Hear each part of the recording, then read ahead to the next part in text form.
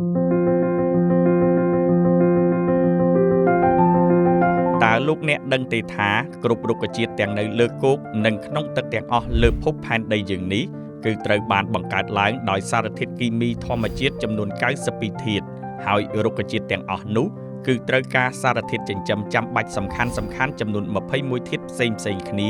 សម្រាប់ការដុះលូតលាស់ផ្ដល់ផ្លែផ្កាផ្ដល់គុណភាពរសជាតិបង្កើតប្រព័ន្ធភាពស៊ាំសម្រាប់ការពារជំងឺធន់ទ្រាំជាមួយសត្វល្អិតចង្រៃ